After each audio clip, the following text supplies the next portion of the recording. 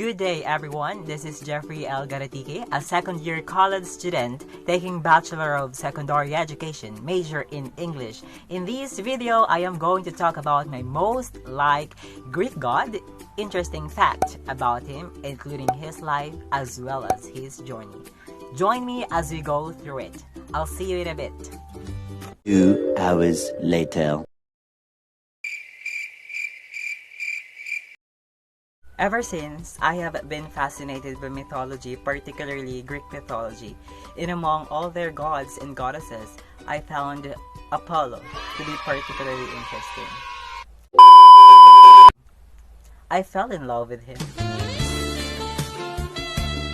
What are you talking about, dude? That's too much, I think. Anyway, Apollo is a god of light, prophecy, music, poetry, and medicine.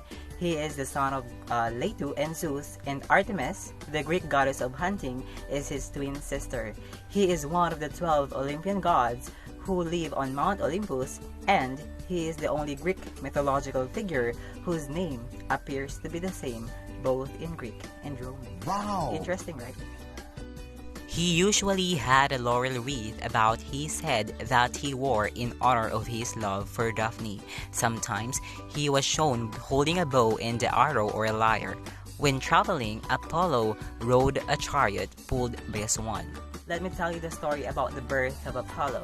When the Titan goddess Leto became pregnant by Zeus, Hera, the wife of Zeus, became very angry that she cursed Leto, which prevented her to give birth anywhere on Earth.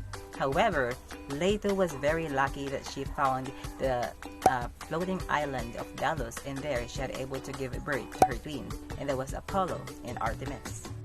But Hera didn't stop there. In order to keep Apollo safe from Hera, Leto decided to feed him with nectar and ambrosia, which allow Apollo to grow in its full-size god in just one day.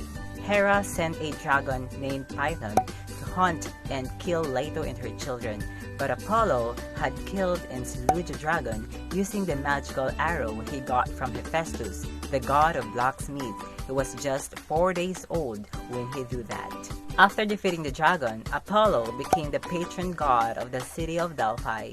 Since he was the god of prophecy, there he established the Oracle of Delphi, which he used to see the future of his follower.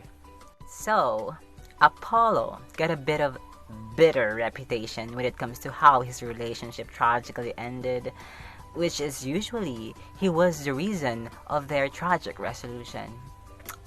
I mean, his relationship with Daphne, Castalia, Cassandra, Acantha, Bellina, Acro, Lycidas.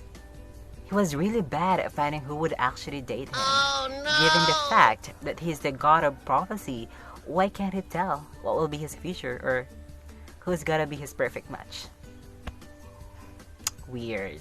I am going to tell you two most well-known relationship stories of Apollo, and that was with Daphne and Hyacinth or Hyacinthus. The story of Daphne and the laurel tree. It all happened when Apollo encountered and insulted the god of love, Eros. In order to get his revenge, Eros shot Apollo using his golden arrow, causing him to fall in love with the nymph Daphne. Daphne, however, was shot by Eros using his laden arrow, causing her to repulse, reject, and hate Apollo. But Apollo was so persistent to be with Daphne. But Daphne didn't want to be that way, so she asked her father to help her stay away from Apollo.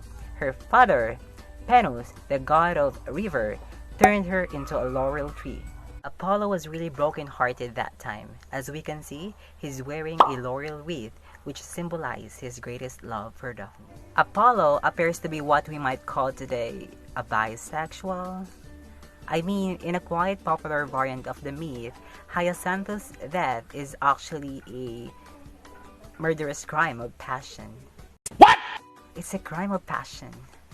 Anyway, Hyacinthus was described as a beautiful Spartan boy who is charming, who is attractive, and so beloved by the god Apollo. But it turns out that it was not just Apollo who was in love with him, but also Zephyrus, the west wind.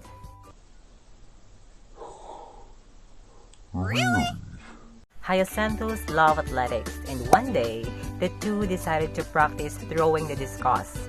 Seeing how attached Apollo and Hyacinthus were, Zephyrus grew jealous, and in an old-fashioned twist on "if I can tell them, no one can," he deliberately blows the discus into Hyacinthus' path and killing him.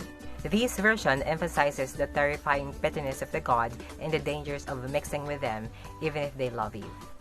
Additional interesting fact about Apollo.